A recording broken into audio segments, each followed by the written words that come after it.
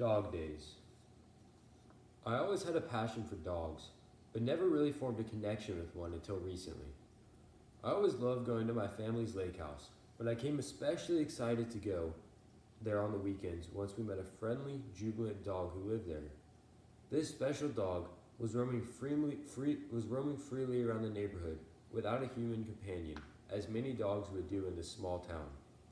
Every weekend, the dog would show up at our house, wanting only love. We did not know what to make of him at first, but my family and I quickly fell in love with him and his unconditional love. Just being around this dog gave me an overwhelming feeling of comfort, security, and happiness, feelings I grew to associate with this animal more and more. Interacting with him cleared my head of the week's difficulties and forced me to appreciate life's gifts. In learning to love and care for this dog, I would face a dilemma that challenged me to grow and mature as a person. As time passed, my family began welcoming him into our house and calling him Hunter, unsure of his real name or owners.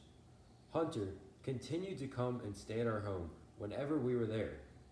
Most weekends, we would play with him, feed him, and even bathe him on occasion. My mother, father, and brother all developed similar relationships with this dog as I did. Every night, we were forced to let him back outside, hoping that he would return home to his true owners for the night. He soon became a staple of our family, known by our friends and family members alike. Hunter wore only a small flea collar with no name tag or phone number. He had a few fleas during the summer, and we assumed he was infected with heartworms as well. His owners did not care for him properly. We desperately wanted to adopt him, but we were unaware of his real owners.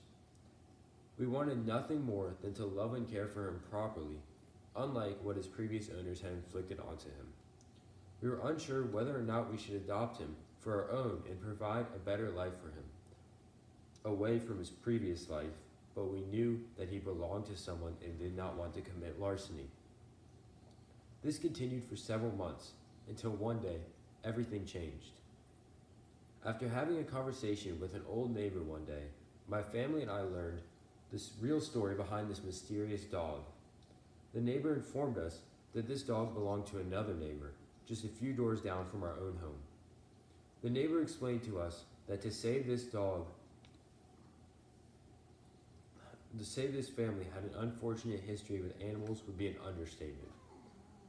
They had owned several dogs, leaving them all outside, uncared for. Hearing this immediately frightened me.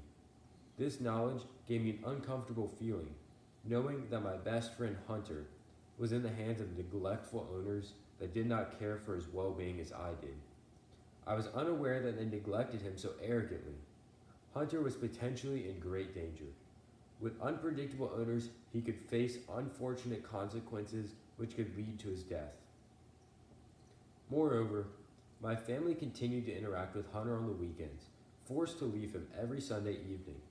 Unsure of how to save this dog, we proposed confronting the neighbors and asking them if we could simply adopt him for our own family. We assumed they would gladly give him up, as they did not seem to love or care for him. However, our other neighbor instructed us not to do so. He warned us that they had been quite protective over their dogs in the past, despite their neglect of them, and that confrontation is likely a bad choice. We were left with no option. The only thing we could do was look forward to seeing Hunter on the weekends and hope that one day something would change. This vicious cycle continued for weeks. As a young elementary school student, I was obsessed with this dog and loved being with him and taking care of him. This was the first animal I had formed a real connection with, and this sense of comfort he provided for me truly made me a better person. I was quite upset at the fact that my family had to leave him every weekend to stay with his owners and roam the neighborhood alone. Until one weekend, he was nowhere to be seen. All weekend, we waited for him to come to our house, but there was no sign of him. When we didn't see him the next weekend, we began to search for him. We drove around the neighborhood, calling out his name, searching for any sign of him. When we couldn't find him, we became concerned for his well-being. I began to feel sick, unsure of where my favorite dog and companion was hiding. The rest of my family felt the same discomforts, hoping that this member of our family was all right. Only a few days after returning home after our weekend at the lake, we received a call from my aunt. My mom's sister, an animal lover at heart, had been searching the online animal shelter site after hearing the news of Hunter's absence. She told us that she found a dog that matched the description of Hunter that had been picked up by Hall County Animal Control very close to our lake house over 2 weeks ago. My family was hopeful that it was him, but we did not want to get our hopes up as there was no picture provided online. My aunt warned us that we needed to rush to the animal shelter if we wanted to adopt him. Hall County was a kill shelter, where most dogs were put down after 2 weeks without adoption. He had been there for nearly 2 weeks, and my family and I began scrambling to make an appointment for the next day.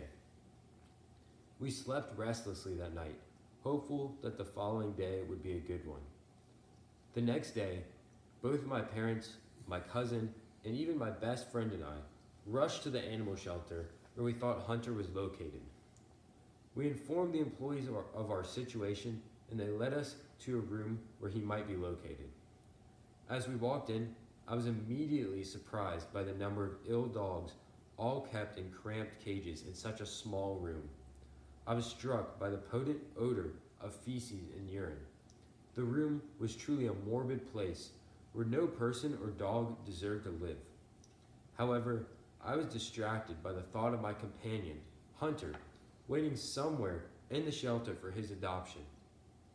I walked through the aisles, praying that Hunter was there, safe and sound. I rounded one corner and immediately spotted him, pinned in a cage, skinny and cold. I screamed and ran to him as my family followed behind me. We were ecstatic. We had finally rescued Hunter from his life of physical and emotional neglect. Finally, we were ready to adopt him and take him home as part of our family. Today, November 2018, Hunter is an important member of our family. We love him dearly and show him nothing but love and affection. He has adapted well to his new life away from the lake, living mainly indoors now. Hunter's life has changed dramatically, but all for the better. In adopting Hunter, I have learned to face obstacles in my life, while also learning the importance of love and comfort as a pet owner. He provides me with unconditional love and an unparalleled sense of security. We are eternally grateful to have him in our family, as he could have very well faced death without our intervention. Hunter still remains my companion and best friend today.